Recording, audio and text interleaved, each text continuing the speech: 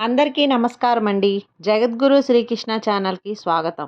ఈరోజు శ్రీరాముడు పరిపాలించినటువంటి రామ రాజ్యము యొక్క విశిష్టతను గురించి తెలుసుకుందాం. అందరూ భక్తి శ్రద్ధలతో వినండి. పూర్వం ఈ భూమినంతా ఎందరో మహారాజులు, చక్రవర్తులు పరిపాలించారు. సగరుడు అనే మహారాజు సాగరమును తవ్వించాడు అని ప్రతీతి. సాగరుడు త్రవ్వించాడు కాబట్టి దానికి సాగరము అని పేరు వచ్చింది. సగరుడు ఇక్ష్వాకు వంశంలోని వాడు. ఆ సగరునికి 60,000 మంది కుమారులు ఉండేవారు. ప్రస్తుతము మనం చదువుతున్న రామాయణం కూడా ఆ ఇక్ష్వాకు వంశరాజుల చరిత్ర. సరయూ నది తీరంలో కోసల దేశము ఉండేది. ఆ దేశము ఎల్లప్పుడూ ధన ధాన్యములతో నిండి సంతుష్టులైన ప్రజలతో అలరాలుతూ ఉండేది. ఆ నగరంలో ఎన్నో సాంస్కృతిక సంఘటనలు జరిగేవి. నటీనటులు ఉండేవారు. ఆ నగరంలో ఎన్నో ఉద్యానవనాలు ఉండేవి. ఆ నగరము చుట్టూ శత్రువులు రాకుండా ఎత్తైన ప్రాకారములు ఉండేవి. ఆ ప్రాకారముల వెలుపల లోతైన అగడ్డ ఉండేది. ఆ నగరములో ఏనుగులు, గుర్రములు, ఒంటెలు, గాడిదలు సమృద్ధిగా ఉండేవి. ఆ నగరము ఎల్లప్పుడూ వర్తమునకు వచ్చిన వర్తకులతోనూ, కప్పము పట్టడానికి వచ్చిన సామంతరాజులతోనూ కిటకిటలాడుతూ ఉండేది. ఆ నగరములో రాజగృహములు, ఎత్తైన మేడలు, క్రీడాశాలలు సమృద్ధిగా ఉండేవి. ఆ నగరము సమతల ప్రదేశంలో నిర్మించబడినది. ఆ నగరములో గృహములు మొదలగు కట్టడములు పూర్తిగా కట్టబడి ఉన్నవి. వృధాగా ఏ ప్రదేశము వదిలిపెట్టబడలేదు. ఆ నగరములో సంగీత వాయిద్య కచేరీలు ఎల్లప్పుడూ జరుగుతూ ఉండేవి. ఆ నగరంలో ఎంతోమంది యోధులు, వీరులు ఉండేవారు. వారు విలువిద్యలో సిద్ధహస్తులు, సప్తవేది విద్యలో ప్రావీణ్యము సంపాదించినవారు. మానవులకు హాని చేయు క్రూర మృగములను, ఆయుధములను ఉపయోగించి కానీ, ఆయుధములు అందుబాటులో లేకుంటే ఒట్టి చేతులతో కానీ చంపగలిగిన బల పరాక్రములు కలిగిన వారు అయోధ్యలో ఉండేవారు. అటువంటి సర్వలక్షణ సమాన్వితమైన మహానగరమే అయోధ్య, కోసల దేశ రాజధాని. అయోధ్యను రాజధానిగా చేసుకొని దశరథ మహారాజు కోసల దేశమును పరిపాలిస్తున్నాడు. ఆ నగరంలో 4 జాతుల వారు నివసించేవారు. అందులో బ్రాహ్మణ, క్షత్రియ, వైశ్యులు అందరూ పరమ నిష్ఠాగరిష్ఠులు. ప్రతిరోజు అగ్నిహోత్రము చేసేవారు. వారందరూ వేదాంగములు చదివినవారు. మంచి గుణములతో అలలారేవారు. నిత్యము అతిథులకు అన్నదానము చేసేవారు. ఎల్లప్పుడూ సత్యమునే పలికేవారు. మహాబుద్ధిమంతులు. అందరూ మహర్షుల మాదిరి స్వచ్ఛమైన జీవితంను గడుపుతున్నారు. ఆ విధంగా అయోధ్యను పరిపాలిస్తున్న శ్రీ దశరథ మహారాజునకు సమర్థులైన అమాత్యులు ఉండేవారు. దశరథుని మంత్రులు ఎంతో గుణవంతులు, మంచి లోకజ్ఞానము, నేర్పు కలవారు. ఎల్లప్పుడూ రాజు క్షేమము కోరుతూ రాజుకు హితమైన పనులు చేసేవారు. నీతివంతులు. అటువంటి మంత్రులు దశరథునికి 8 మంది ఉండేవారు. వారి పేర్లు దృష్టి, జయంతుడు, విజయుడు, సిద్ధార్థుడు, అర్ధసాధకుడు, అశోకుడు, మంత్రపాలుడు, సుమంతుడు. వీరుగాక వశిష్ఠుడు, వామదేవుడు అనే పురోహితులు కూడా ఉండేవారు. పైన చెప్పిన మంత్రులు కాక ఉపమంత్రులు కూడా ఉండేవారు. వారందరూ అన్ని విద్యలందు నేర్పులురు, బుద్ధిమంతులు, ఇంద్రియములను నిగ్రహించిన వారు, శ్రీమంతులు, గొప్పవారు, శాస్త్ర పరిజ్ఞానము కలవారు, పరాక్రమవంతులు, కీర్తిమంతులు, కార్యశూరులు, చెప్పిన పని చేసేటువంటి మంచి తేజస్సు కలవారు, క్షమాగుణము కలవారు, ఎప్పుడూ చిరునవ్వుతో మృదువుగా మాట్లాడే గుణము కలవారు, కోపముతో కానీ, కామ ప్రకోపము వలన కానీ, ధనము కోసం కానీ అబద్ధము చెప్పరు. వారు గూఢచారుల ద్వారా స్వదేశాలలో కానీ, పరదేశములో కానీ ఏమేమి జరుగుతూ ఉందో తగిన సమాచారము ఎప్పటికప్పుడు తెప్పించుకొనుచుండేవారు. తన మంత్రులకు ఎటువంటి స్నేహితులు ఉన్నారో దశరథుడు ఎప్పటికప్పుడు పరీక్షిస్తూ ఉండేవాడు. మంత్రులు వ్యవహార శైలిని పర్యవేక్షిస్తూ తగిన సూచనలు ఇస్తూ ఉండేవారు దశరథుడు. దశరథుని పాలనలో న్యాయాధికారులు స్వపర భేదము లేకుండా స్వంత కుమారులనైనా తప్పు చేస్తే తగిన దండన విధించేవారు. మంత్రులందరూ రాజ్య నిర్వహణకు కావలసిన ధనమును సంపాదించుటలో, రాజ్య రక్షణకు తగిన సైన్యమును సమకూర్చటంలో ఎల్లప్పుడూ నిమగ్నమై ఉండేవారు. తమకు ఏ విధమైన అపకారము చేయనివాడు శత్రువైనా అతనిని హింసించేవారు కాదు. దశరథుని మంత్రులు వీరులు. ఎప్పుడు ఉత్సాహంగా ఉండేవారు. రాజనీతి శాస్త్రము అధ్యయనం చేసి దాని ప్రకారము రాజ్య పాలన కొనసాగించేవారు. దేశంలో ఉన్న సాధుజనులను ఎల్లప్పుడూ రక్షిస్తూ ఉండేవారు. ప్రజలకు ఇబ్బంది కలగని రీతిలో పన్నులు వేసి వసూలు చేసేవారు. చేసిన అపరాధమును బట్టి దండన విధించేవారు. మంత్రులందరూ తమలో తమకు భేదాభిప్రాయాలు లేకుండా ఒకే తాటి మీద నిలబడి రాజకార్యములు నిర్వహించేవారు. అటువంటి మంత్రుల పాలనలో ప్రజలు సుఖంగా, శాంతితో, అబద్ధములు చెప్పకుండా నీతిగా జీవించేవారు. అయోధ్యలో చెడ్డవారు కానీ, పరభార్యలను కామించేవారు కానీ ఉండేవారు కాదు. దశరథుని మంత్రులకు తమ రాజ్యములోనే కాదు, ఇతర రాజ్యములలో కూడా గౌరవ ప్రతిష్టలు ఉండేవి. ఆ మంత్రులు ఏ ఏ సమయాలలో శత్రురాజులతో సంధి చేసుకోవలెనో, ఏ ఏ సమయాలలో యుద్ధము చేయవలెనో బాగుగా తెలిసినవారు. తమకు తెలియని రహస్యములను కాపాడుటలోనూ, తగిన సమయాలలో సముచిత నిర్ణయాలు తీసుకోవటంలోనూ ఆ మంత్రులు సిద్ధహస్తులు. మంత్రులందరూ నీతి శాస్త్రమును చదివినవారు. ఎదుటివారి మనస్సుకు బాధ కలగకుండా మాట్లాడటంలో నేర్పు కలవారు. ఇటువంటి సకల సద్గుణ సంపన్నులగు మంత్రులతో దశరథుడు రాజ్యపాలన చేయసాగాడు. దశరథుడు కూడా ఎప్పటికప్పుడు రాజ్యంలో జరిగే సంగతులు గూఢచారుల ద్వారా తెలుసుకొనుచు, ప్రజలను రక్షించుటకు తగిన చర్యలు తీసుకొనుచు రాజ్య పాలన సాగించాడు. దశరథునకు ఎంతోమంది మిత్రరాజులు, సామంతరాజులు ఉండేవారు. తనకు ఎదురు తిరగని వారిని నిర్దాక్షిణ్యంగా సంహరించేటివాడు. అందుకే దశరథునకు శత్రువులే లేరు. సమర్థులైన మంత్రుల సాయంతో దశరథుడు అయోధ్యను పరిపాలిస్తూ ఉన్నాడు. రాజు, మంత్రులు ఎలా ఉండాలో, ఎలా నడుచుకోవాలో, వారికి ఏ ఏ అర్హతలు ఉండాలో, మంత్రులు ఎంత నీతిగా ఉండాలో, ఎలా మాట్లాడాలో చక్కగా వివరించాడు. నేటి పాలకులను వారితో పోల్చుకోగలమా చెప్పండి? అటువంటి పుణ్యచరితుడైన దశరథ మహారాజుకు చాలా కాలం వరకు పుత్ర సంతానం కలగలేదు. వంశాంకురము లేడని దశరథ మహారాజు నిరంతరం చింతిస్తున్నాడు. పుత్రులు కలగడానికి అశ్వమేధ యాగం చేయటానికి నిశ్చయించాడు. వెంటనే మంత్రులను పిలిపించి వారితో సంప్రదించాడు. మంత్రి సుమంతుని తన గురువులను, పురోహితులను పిలిపించమని ఆదేశించాడు. దశరథుని ఆదేశం మేరకు పురోహితులైన వశిష్ఠ మహాదేవులను, సుయజ్ఞుడు, జాబాలి, కశ్యపుడు ఇంకా ఇతర బ్రాహ్మణులను తీసుకొని వచ్చాడు సుమంతుడు. దశరథుడు వారినందరినీ సాదరంగా ఆహ్వానించి పూజించి ఉచితాసనముల మీద కూర్చోబెట్టాడు. మహాత్ములారా, మీకు తెలుసు కదా, నాకు పుత్ర సంతానము లేదు. ఈ విషయము నన్ను నిరంతరము బాధిస్తున్నది. పుత్ర సంతానము కొరకు నేను అశ్వమేధ యాగము చేయదలుచుకున్నాను. ఆ యాగము ఎలా చేయవలెనో మీరు చెప్పండి అని అడిగాడు. దశరథుని నిర్ణయమును వశిష్ఠ మహాదేవులు ప్రశంసించారు. ఓ దశరథ మహారాజా, మీకు పుత్రులు కావాలి అనే కోరిక సమంజసమైనదే. మీకు తప్పక పుత్ర సంతానము కలుగుతుంది. మీరు వెంటనే ఒక ఉత్తమాశ్వమును పంపమని, దాని వెంట అశ్వరక్షణకు తగు పరివారమును పంపమని ఆదేశాలు ఇచ్చాడు. సరయూ నది తీరమున యజ్ఞశాలను నిర్మించమని, శాంతి యాగములను జరిపించమని ఆదేశించాడు. ఇంకా ఇలా పలికాడు దశరథుడు.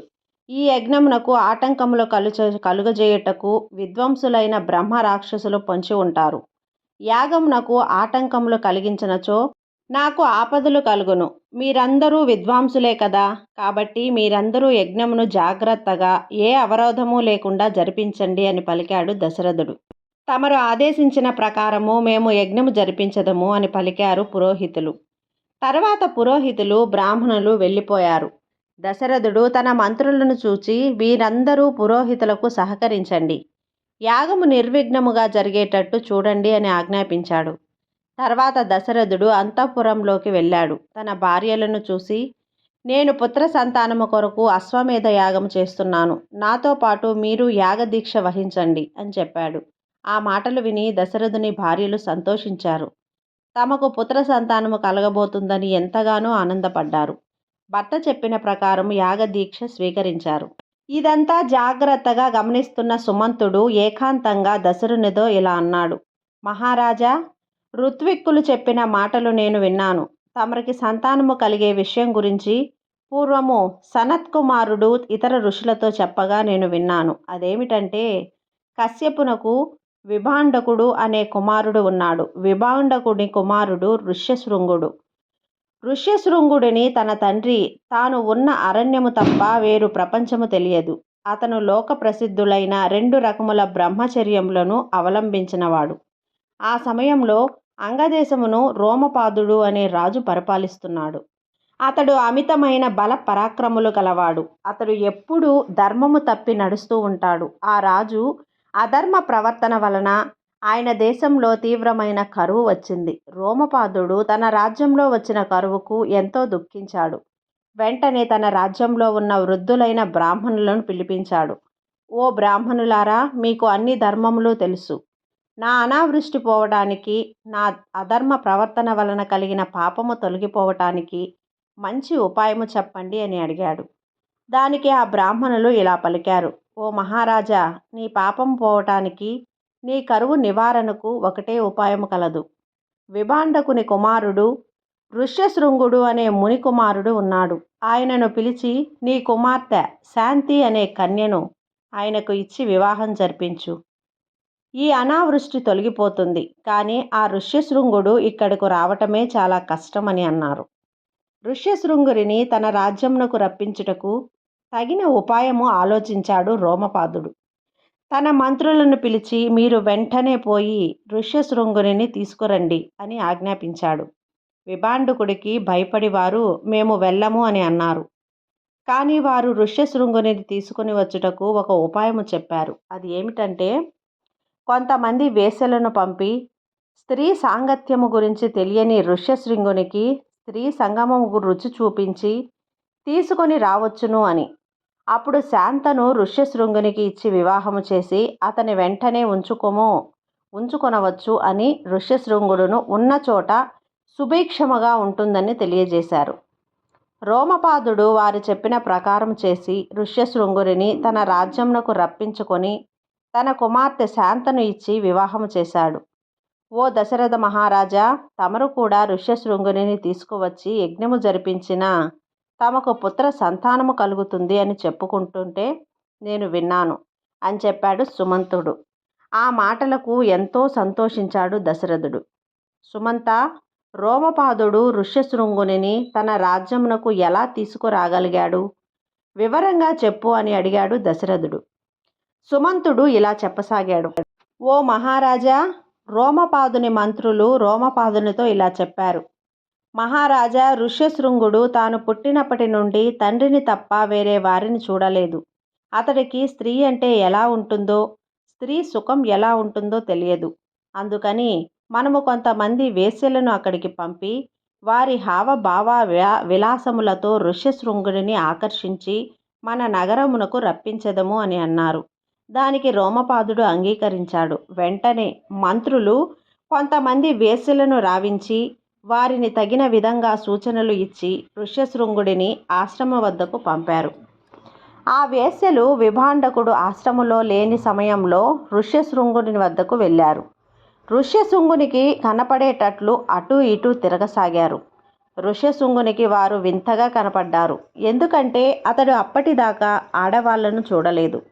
వారు ఋష్యశృంగుని మందు తమ ఆటపాటలను ప్రదర్శిస్తూ అతని వారి వద్దకు వెళ్ళేలా చేశాడు. ఆ వేశ్యలు ఋష్యశృంగునితో ఇలా అన్నారు. ఓ బ్రాహ్మణోత్తమ, మీరు ఎవరు? ఇక్కడ మీరు ఏం చేస్తున్నారు అని అడిగారు. నేను విభాండకుని పుత్రుడను. నా పేరు ఋష్యశృంగుడు. నేను మిమ్మల్ని ఎప్పుడూ చూడలేదు. మీరు ఎవరు? ఇలా ఎందుకు ఉన్నారు అని అడిగాడు. వారిని తమ ఆశ్రమునకు తీసుకొని వెళ్ళాడు. వారికి మగవారికి ఇచ్చినట్లు అర్ఘ్యము పాద్యము సమర్పించాడు. కానీ ఆ వేశ్యలకు లోపల భయంగానే ఉంది. అతని తండ్రి విభాండకుడు వచ్చి తమని చూచి ఎక్కడ శపిస్తాడేమో అని భయపడుతున్నారు. అందుకని వడివడిగా అక్కడి నుండి వెళ్ళాలి అనుకున్నారు. ఆ వేశ్యలు తమ వెంట తెచ్చిన మధురములైన భక్షములను ఋష్యశృంగునికి ఇచ్చారు. ఓ బ్రాహ్మణోత్తమ, ఇది మధుర ఫలములు, ఆరగింపుము అని అన్నారు. అతను వాటిని తింటుంటే వారు అతనిని కౌగలించుకున్నారు. ఋష్యశృంగుడు అటువంటి అనుభూతిని ఎప్పుడూ పొందలేదు. వారు ఇచ్చిన ఆ భక్షములను మధుర ఫలములను అనుకున్నాడు. కడుపారా తిన్నాడు. తర్వాత ఆ వేశ్యలు వెళ్ళిపోయారు. వారు వెళ్ళిపోయిన తర్వాత ఋష్యశృంగునికి మనసు వికలమైంది. వారినే తలుచుకుంటూ వారి స్పర్శ సుఖములారా మరలా మానసికంగా అనుభవిస్తూ కాలం గడిపాడు. మరునాడు ఋష్యశృంగునికి మనసు నిలవలేదు. ఆ వేశ్యలను మరలా కలుసుకోవాలని వారు నిన్న కలిసిన చోటుకు వెళ్ళి నిలబడ్డాడు. వేశ్యలు కూడా మరునాడు ఋష్యశృంగుని కొరకు అక్కడకు వెళ్ళారు. అతనితో ఇలా అన్నారు. ఓ బ్రాహ్మణోత్తమ, నిన్ను మేము మీ ఆశ్రమునకు వచ్చినాము కదా. ఈరోజు నీవు మా ఆశ్రమునకు వచ్చి మా ఆతిథ్యము స్వీకరించవలెను. నిన్న మీకు ఇచ్చిన ఫలములు నేడు కూడా సమృద్ధిగా ఇచ్చెదము. వాటిని తమరు తనివి తీర ఆరగింపవచ్చు అని అన్నారు. ఋష్యశృంగుడు సరేనని వారి వెంట వెళ్ళాడు. ఆ వేశ్యలు ఋష్యశృంగుడిని అలా ముద్దు చేస్తూ మురిపిస్తూ అంగదేశమునకు తీసుకొని వెళ్ళారు. ఋష్యశృంగుడు అంగదేశంలో ప్రవేశించగానే విస్తారముగా వానలు కురిశాయి. పంటలు పండాయి. కరువు కాటకాలు తీరిపోయాయి. రోమపాదుడు ఋష్యశృంగుని సాధనంగా రాజభవనముకు ఆహ్వానించాడు. అర్ఘ్య పాద్యములు ఇచ్చి సత్కరించాడు. మహాత్మా, తమరి రాకచే మా అంగరాజ్యము పావనమైంది. మా కరువు కాటకాలు తొలగిపోయాయి. తమరి తండ్రి గారు నా మీద కోపగించుకోకుండా నన్ను అనుగ్రహించండి. నా కుమార్తె శాంతను వివాహమాడండి అని ప్రార్థించాడు. ఋష్యశృంగుడు అలాగే అన్నాడు. రోమపాదుడు తమ కుమార్తె శాంతను ఋష్యశృంగుడికి ఇచ్చి వివాహం వైభవంగా జరిపించాడు. తర్వాత ఋష్యశృంగుడు భార్య శాంతతో కొంతకాలం పాటు అంగరాజ్యంలోనే ఉన్నాడు. వసంత ఋతువు ప్రవేశించింది. వసంత ఋతువులో తాను తలపెట్టిన యజ్ఞమును చేయ సంకల్పించాడు దశరథుడు. దశరథుడు మునిశ్రేష్ఠుడైన ఋష్యశృంగుని వద్దకు పోయి తనకు పుత్ర సంతానము కలిగేటట్లు యజ్ఞము చేయించవలసిందిగా ప్రార్థించాడు. దానికి ప్రధాన ఋత్విక్కుగా ఋష్యశృంగుని ఉండవలసిందిగా అభ్యర్థించాడు. దానికి అంగీకరించాడు ఋష్యశృంగుడు. ఓ దశరథ మహారాజా, అటులనే కానిమ్ము. నేను మీ చేత అశ్వమేధ యాగము చేయిస్తాను. తర్వాత పుత్ర సంతానము కొరకు మరొక యాగము చేయిస్తాను. ముందు అశ్వమేధ యాగమునకు కావలసిన సంభారములను స్వీకరించుము. ఒక ఉత్తమాశ్వమును సేకరించి దానిని యజ్ఞస్వముగా విడువుము అని అన్నాడు. ఆ మాటలకు మహానందము పొందాడు దశరథుడు. వెంటనే తన మంత్రి సుమంతుని రావించాడు. సుమంత, మనము అశ్వమేధ యాగము చేయబోతున్నాము. నీవు వెంటనే మన పురోహితులు, వశిష్ఠుణ్ణి, బ్రాహ్మణులను, ఋత్విక్కులను, సుయజ్ఞుడు మొదలగు వారిని పిలిపింపుము అని ఆదేశించాడు దశరథుడు. సుమంతుడు దశరథుని ఆజ్ఞ ప్రకారం అందరినీ సమావేశపరిచాడు. దశరథుడు వారందరినీ పూజించి సత్కరించాడు. వారితో ఇలా అన్నాడు. బ్రాహ్మణోత్తములారా, నేను అశ్వమేధ యాగము చేయబోతున్నాను. దానికి ఋష్యశృంగుడు ప్రధాన ఋత్విక్కుగా ఉండుటకు అంగీకరించాడు. మీరందరూ ఆ యజ్ఞమునకు నిర్విఘ్నముగా జరిపించాలి అని వారిని ప్రార్థించాడు. దానికి వారందరూ కూడా సమ్మతించారు. రాజా, నీవు ధర్మసమ్మతంగా యాగం చేస్తున్నావు. నీకు యాగఫలము దక్కుతుంది. నీకు 9 పుత్రులు జన్మిస్తారు అని వారి దశరథుడిని ఆశీర్వదించారు. ఆ మాటలకు ఎంతో సంతోషించిన దశరథుడు తర్వాత యాగమునకు కావలసిన ఏర్పాట్లు చేయటానికి మంత్రులను నియమించి దశరథుడు అంతఃపురమునకు వెళ్ళాడు. యజ్ఞమునకు కావలసిన ఏర్పాట్లు చేయటానికి 1 సంవత్సరము పట్టింది. మరలా వసంత ఋతువు వచ్చింది. దశరథుడు సంతానము కొరకు యజ్ఞము చేయుటకు యాగశాలలో ప్రవేశించాడు. పురోహితులైన వశిష్ఠులకు బ్రాహ్మణులకు నమస్కరించాడు. మీరందరూ ఈ యజ్ఞమును వేదోక్తమునుగా నిర్విఘ్నముగా జరిపించండి అని వారిని ప్రార్థించాడు. మహారాజా, మీరు కోరినట్లే జరుగుతుంది అని బ్రాహ్మణులు ఆశీర్వదించారు. తర్వాత పురోహితుడైన వశిష్ఠుడు జ్ఞానవృద్ధులైన బ్రాహ్మణులను, వాస్తు శిల్పులను, కొయ్య పని చేసేవారిని, మట్టి పని చేసేవారిని, వినోద కార్యక్రమాలకు నటులను, నటీమణులను, గాయకులను, చారిత్రకారులను, వీటన్నింటికీ లెక్కలు కట్టుటకు, గణకులకు, ఇంకా ఇతర రంగములలో నిష్ఠాతులను పిలిపించాడు.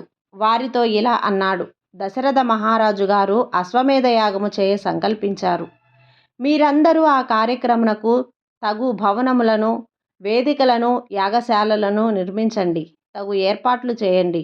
యజ్ఞమునకు వచ్చువారికి భోజన సదుపాయాలు, వసతి సదుపాయాలు చేయండి. తగినన్ని వసతి గృహములు నిర్మించండి. ఎవరికి ఎలాంటి అసౌకర్యము కలగకుండా చూడండి. అన్ని వర్ణముల వారిని సమంగా ఆదరించండి. ఎవరి మీద కోపతాపాలు చూపకండి. ఆహుతులను బాధ పెట్టకండి. ఈ యజ్ఞమునకు కావలసిన పనులు చేయువారికి తగిన భోజన వసతి సౌకర్యములను కల్పించండి. వారికి తగిన పారితోషకములు ఇవ్వండి. సత్కరించండి. అన్ని పనులను శ్రద్ధతో జరిగేటట్లు చూడండి. అలక్ష్యము పనికిరాదు అని ఆదేశించాడు వశిష్ఠుడు. పిమ్మట వశిష్ఠుడు మంత్రి సుమంతుని పిలిపించాడు. సుమంత, నీవు ఈ యాగమునకు భూమండలంలోని రాజులందరికీ ఆహ్వానములు పంపించు. మిథిలాధిపతి జనకుడు మనకు బంధువు. ఆయనను స్వయంగా ప్రత్యేకంగా ఆహ్వానించు. అలాగే కాశీరాజును కూడా నీవు స్వయంగా వెళ్ళి తీసుకొని, ఇంకా మహారాజు గారి మామగారు కేకేయి దేశాధిపతి కేకేయ రాజును కూడా స్వయంగా ఆహ్వానించు. అలాగే అంగదేశాధీశుడు రోమపాదుని కూడా సాదరంగా ఆహ్వానించు. ఇంకా తూర్పు దేశపు రాజులను, దక్షిణ దేశపు రాజులను, సింధు సౌరాష్ట్ర దేశాధిధీశులను ఆహ్వానించు. మన రాజ్యంలో స్నేహ సంబంధములు కలిగిన రాజులందరినీ ఆహ్వానించు. పైన చెప్పిన వారందరినీ సకుటుంబ సపరివార సమేతముగా యజ్ఞపు రమ్మని ఆహ్వానించు అని పలికాడు వశిష్ఠుడు. వశిష్ఠుని ఆదేశానుసారము సుమంతుడు జనకుని కేకేయ రాజును, కాశీరాజును స్వయంగా ఆహ్వానించడానికి త్వరితముగా వెళ్ళాడు. ఆయా కార్యక్రమాలకు నియమించబడిన వారి కార్యనిర్వాహకులు ఆయా పనులలో నిష్ఠాతిథులై పనివారు ఆయా కార్యక్రమాలు చేయుటలో పూర్తిగా నిమగ్నమై ఉన్నారు. అన్ని ఏర్పాట్లు పూర్తయ్యాయి. యజ్ఞమునకు ఆహ్వానమునకు అందుకున్న రాజులందరూ వారికి తోచిన రత్నములు, మణులు మొదలగు కానుకలతో అయోధ్య నగరానికి వచ్చారు. వశిష్ఠుడు వారందరికీ అతిథి సత్కారములు చేయుటకు తగిన ఏర్పాట్లు చేశాడు. ఆ విషయము దశరథునికి చెప్పాడు. వశిష్ఠుడు ఋష్యశృంగుడు దశరథ మహారాజు వద్దకు పోయి, ఓ దశరథ మహారాజా, మనము ఆహ్వానించిన రాజులందరూ అయోధ్యకు వచ్చారు. యజ్ఞమునకు కావలసిన ఏర్పాట్లు అన్నీ పూర్తి అయ్యాయి. మీరు యజ్ఞశాలకు రావాలి అని పలికారు. ఓ శుభ ముహూర్తాన దశరథ మహారాజు తన 3 భార్యలతో సహా యజ్ఞాలకు వచ్చారు. ఋష్యశృంగుని ఆధ్వర్యంలో వశిష్ఠుని పౌరోహిత్యములో అశ్వమేధ యాగము ప్రారంభమైంది. 1 సంవత్సర కాలం గడిచింది. అశ్వమేధ యాగము కొరకు వదిలి పెట్టుబడిన అశ్వము తిరిగి వచ్చింది. దశరథుడు సరయూ నది తీరమున ఉత్తర భాగమున అశ్వమేధ యాగము ప్రారంభించాడు. ఋష్యశృంగుని ప్రధాన ఋత్విక్కుడుగా ఉంచుకొని పురోహితులు యజ్ఞము ప్రారంభించారు. వేద విధులైన ఋత్విక్కులు వేదములలో చెప్పిన ప్రకారము యజ్ఞము చేయిస్తున్నారు. అశ్వమేధ యాగములో ముఖ్య అంశులైన ప్రవరము, ఉపసదనము బ్రాహ్మణులు వేదోక్తముగా నిర్వహించారు. ఇంద్రునికి హవిర్భాగములను అర్పించారు. శ్రేష్టమైన సోమలతను నలగగొట్టి రసము తీశారు. దీనితో యాగములో మాధ్యంద్యమున శవము వేదోక్తముగా చేశారు. తర్వాత ఋత్విక్కులు దశరథునితో తృతీయ సవనమును కూడా నిర్వర్తింపజేశారు. ఆ యాగములో ఏ చిన్న తప్పు కూడా దొర్లకుండా చాలా జాగ్రత్తగా చేస్తున్నారు. ఆ యాగమునకు వచ్చిన బ్రాహ్మణులందరికీ ఆకలి అనేది లేకుండా ముష్టాన్న భోజములను సమకూర్చారు. ఆ యాగము జరిగిన అన్ని రోజులు బ్రాహ్మణులు, రాజాదిరాజులు, వారి వెంట వచ్చిన ఉద్యోగులు, భటులు, సన్యాసులు, తాపసులు అందరికీ సమృద్ధిగా భోజన సదుపాయాలు చేశారు. తృప్తిగా భోజనాలు చేసిన వారికి వస్త్రములు కూడా ఇచ్చి సత్కరించారు. వచ్చిన వారందరూ తృప్తిగా భోజనం చేసి దశరథ పుత్రుని వంతునిగా దీవించారు. ఆ మాటలు విని దశరథుడు పరమానంద భరితుడయ్యాడు. యాగము జరుగుతున్న సమయములో వేద పండితుల మధ్య వాగ్వాదములు రసవత్తముగా జరుగుతుండేవి. యాగములో ఊపసప్తంబులు నిలుపవలసిన సమయం వచ్చింది. బిల్వ వృక్షము కర్రతో చేసినటువంటి ఊపస్తంభములు 6, చండ్రగర్రతో చేసినవి 6, మోదుగ కర్రతో చేసినవి 6, శ్లేష్లాత్మకము అనే కర్రతో చేసినది 1, దేవదారు కర్రతో చేసినవి 2 యాగవాటికలలో పాతారు. ఒకదానికి మరొకదానికి భార్యడు వెడల్పు ఉండేటట్లు పాతారు. ఆ ఊపస్తంభములను బంగారములతో అలంకరించారు. ఆ 21 ఊపస్తంభములకు రంగురంగు వస్త్రములతో అలంకరించారు. వేదములలో చెప్పిన ప్రాకారము యజ్ఞకుండములను ఏర్పాటు చేశారు. దశరథుడు ఆయన భార్యలు కూర్చున్నటకు వీలుగా గరుడుని ఆకారములలో ఒక వేదికను నిర్మించారు. దేవతలకు బలి ఇచ్చే నిమిత్తం ఆ ఊపస్తంభములకు రకరకాల పక్షులను, పశువులను, పాములను కట్టారు. యజ్ఞము కొరకు వదిలిన అశ్వమును ఒక ఊపస్తంభమునకు కట్టారు. 300 పశువులను, యజ్ఞశ్వములను, ఊపస్తంభములను కట్టారు. తర్వాత దశరథుని పట్టమహిష కౌసల్య అక్కడకు వచ్చింది. అశ్వమును కట్టిన ఊపస్తంభమునకు 3 సార్లు ప్రదక్షిణములు చేసింది. ఆ యజ్ఞశ్వమును 3 కత్తులతో చంపింది. యజ్ఞములో చేసిన ప్రకారము ఆ రోజు రాత్రి అంతా కౌసల్య ఆ గుర్రము పక్కన నివసించింది.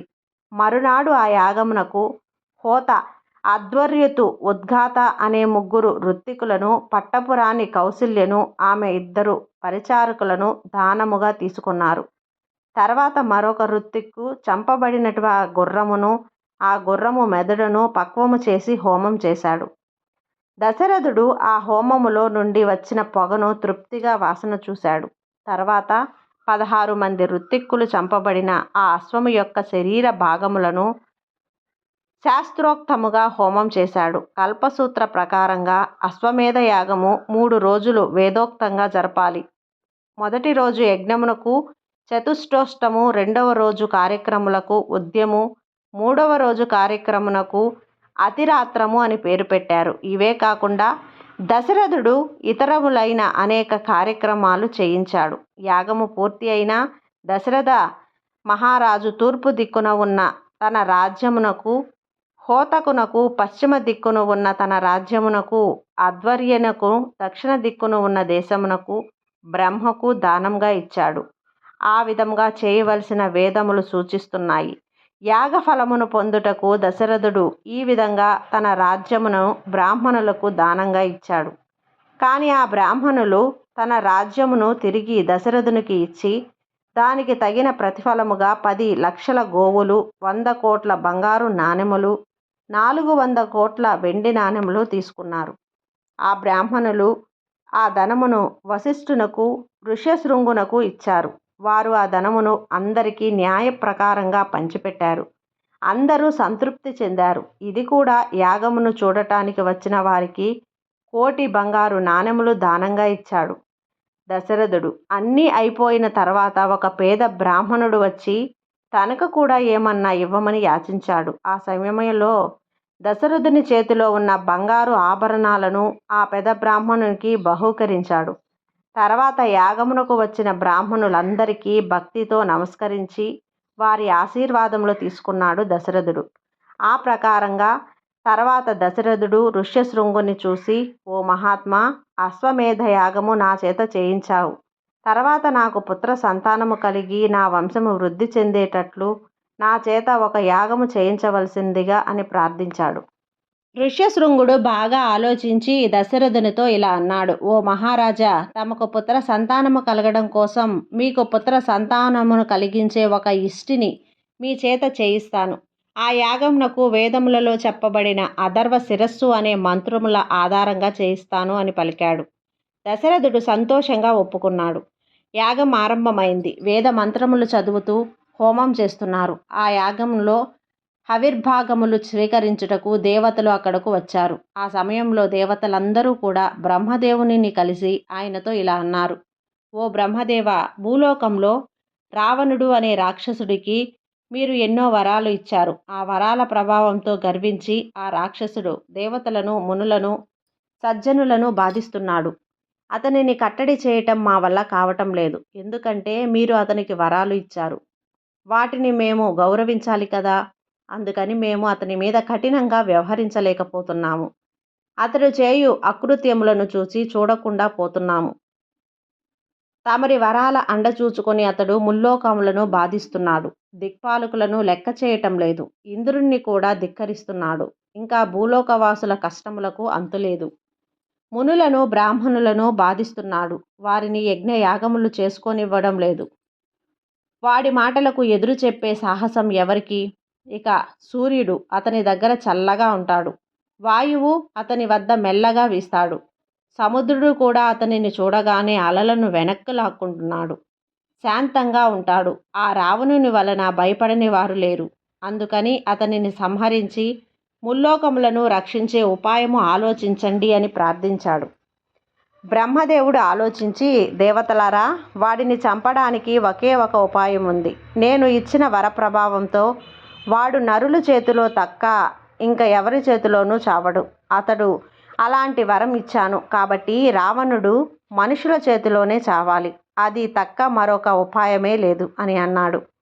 బ్రహ్మ, అమ్మయ్య, రావణుడి చావుకు ఏదో ఒక కారణం దొరికింది అని సంతోషించాడు. దేవతలు. ఇంతలో విష్ణుమూర్తి అక్కడకు వచ్చాడు. దేవతలందరూ విష్ణువుకు నమస్కరించారు. ఆయనతో ఇలా అన్నారు: ఓ దేవదేవా, ముల్లోకములను కాపాడటానికి మిమ్మల్ని ఒక పని చేయమని కోరుతున్నాము. అయోధ్యకు రాజుకు అయిన దశరథుడుకు పుత్రుల కోసం ఒక యాగం చేయిస్తున్నారు. ఆయనకు 3 భార్యలు ఉన్నారు.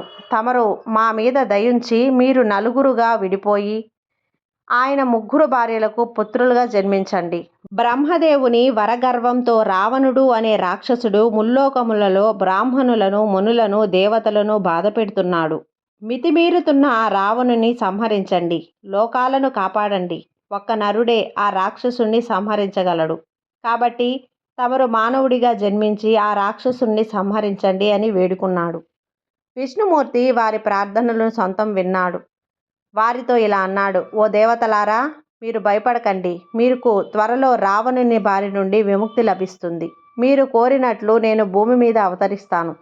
ఆ రావణుని సంహరిస్తాను. 11,000 సంవత్సరములు ఈ భూమిని పరిపాలిస్తాను. ధర్మ సంరక్షణ చేస్తాను అని పలికాడు విష్ణుమూర్తి. ఆ ప్రకారంగా దేవతలకు వరమిచ్చిన విష్ణువు భూలోకంలో తన జన్మస్థానం ఎక్కడా అని ఆలోచించాడు. తాను 4 అంశాలుగా విడిపోయి దశరథ మహారాజుకు 4 కుమారులుగా జన్మించాలి అని సంకల్పించాడు. దేవతలు, అప్సరసలు, మునులు అందరూ విష్ణుదేవుణ్ణి స్తుతించారు. ఓ విష్ణుదేవా, నీవు భూలోకములో భయంకరుడైన రావణుని సంహరించి తిరిగి స్వర్గమునకు తిరిగి రమ్ము అని వేడుకున్నారు. విష్ణుమూర్తి దేవతల ప్రార్థనలను శ్రద్ధతో ఆలకించాడు. అన్ని విషయములు తెలిసి కూడా ఏమీ తెలియని వాని వలె వారితో ఇలా అన్నాడు: ఓ దేవతలారా, నేను మనుషునిగా అవతారము ఎత్తుతాను. కానీ లోక సంకటుకై రావణుని ఎలా సంహరించాలి? దానికి ఆ ఉపాయము ఏమి అని అడిగాడు. దానికి దేవతలు ఇలా అన్నారు: ఓ విష్ణు, నీవు మనుష్య శరీరమును ధరించి రావణునితో యుద్ధము చేయి సంహరించు. అసలు జరిగిన విషయం ఏమిటంటే, రావణాసురుడు చాలా కాలము బ్రహ్మదేవుని గూర్చి తపస్సు చేశాడు. రావణుని తపస్సుకు మెచ్చి బ్రహ్మగారు ఆయనకు వరాలు ఇచ్చాడు. మనుషులతో తప్ప అతనికి వేరే వారి చేత మరణ భయము లేకుండా గాక అని వరం ప్రసాదించాడు. మానవులు బలహీనులని వారంటే రావణునికి చులకన. అందుకని అటువంటి వరము కోరాడు. ఆ వరగర్వంతో రావణుడు ముల్లోకములలోని దేవతలను, మనుషులను, మానవులను బాధించసాగాడు. కేవలం మనుషులు తప్ప అతని వేరే వారు చంపలేరు. మామూలు మనుషులకు రావణుని ముందు నిలబడే ధైర్యము లేదు. కాబట్టి తమరు మానవునిగా అవతరించి రావణుని సంహరించాలి అని వివరంగా చెప్పారు దేవతలు. దశరథునికి కుమారులుగా పుట్టడానికి నిశ్చయించుకొని విష్ణుమూర్తి అంతర్ధానము అయ్యాడు. అయోధ్యలో దశరథుడు పుత్రుల కొరకు యాగము చేస్తున్నాడు.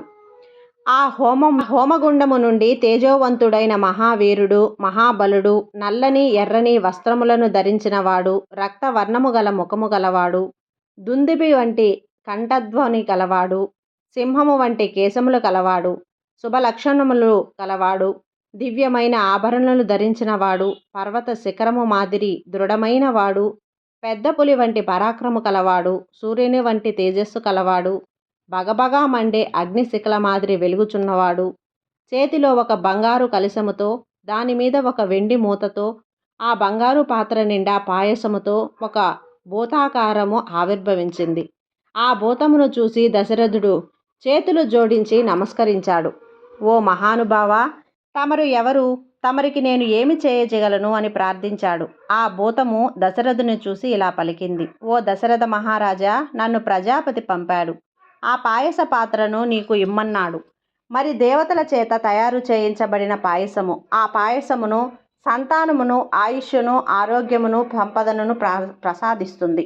నీవు పుత్రులను కోరి యాగము చేయిస్తున్నావు. ఈ పాయస పాత్రను నీ భార్యలకు ఇమ్ము, నీకు పుత్ర సంతానము కలుగుతుంది అని పలికి ఆ దివ్యమైన పాయస పాత్రను దశరథుడికి ఇచ్చాడు. దశరథుడు భక్తి శ్రద్ధలతో ఆ పాయస పాత్రను అందుకున్నాడు. తర్వాత ఆ భూతమునకు ప్రదక్షిణ పూర్వకంగా నమస్కరించాడు. తర్వాత ఆ భూతము అంతర్ధానము అయింది. దశరథుడు సంతోషముతో ఆ పాయస పాత్రను తీసుకొని అంతఃపురంలో ప్రవేశించాడు. ఆ పాయసంలో సగభాగము కౌసల్యకు ఇచ్చాడు. మిగిలిన పాయసంలో సగభాగం సుమిత్రకు ఇచ్చాడు. మిగిలిన పాయసంలో సగం కైకేయికు ఇచ్చాడు. మిగిలిన పాయసం అనగా మిగిలిపోయిన 8వ భాగం ఏం చెయ్యాలో అని ఆలోచించి దానిని మరలా సుమిత్రకు ఇచ్చాడు. ఆ ప్రకారంగా ప్రజాపతి ప్రసాదించిన పాయసమును దశరథుడు తన 3 భార్యలకు పంపి ఇచ్చాడు. కానీ దశరథుని భార్యలు తమకు పాయస పంపకంలో హెచ్చుతగ్గులు వచ్చినందుకు ఏమాత్రమూ చింతింపక పాయసమును దొరికి తమకు పుత్ర సంతానము కలగడమే మహాభాగ్యం అనుకుని సంతోషించారు. కాలక్రమేణా కౌసల్య, సుమిత్ర, కైకేయులు గర్భవతులయ్యారు. ఆ వార్త విని దశరథుడు పరమానందభరితుడయ్యాడు. ఈ విధముగా దశరథుడికి 4 పుత్ర సంతానం కలిగి రాజ్యము సుభిక్షంగా రామరాజ్యం అనేది దశరథ మహారాజులు పరిపాలించి దాన్ని కొనసాగింపుగా రాముని చేతిలో పెట్టి ఆ రామరాజ్యం పాలించి ప్రజలందరూ ధర్మబద్ధంగా న్యాయంగా పాలించి అందరినీ సుభిక్షంగా చూసుకున్నారు. అదే అండి ఈరోజు రాముడు పరిపాలించినట్టు రామరాజ్యం యొక్క విశిష్టత. ఈ వీడియో కనుక మీకు నచ్చినట్లయితే లైక్ చేసి సబ్స్క్రైబ్ చేయండి. మరికొంతమంది భక్తులకు షేర్ చేయండి. సర్వే జన సుఖినో భవంతు. జై శ్రీరామ్.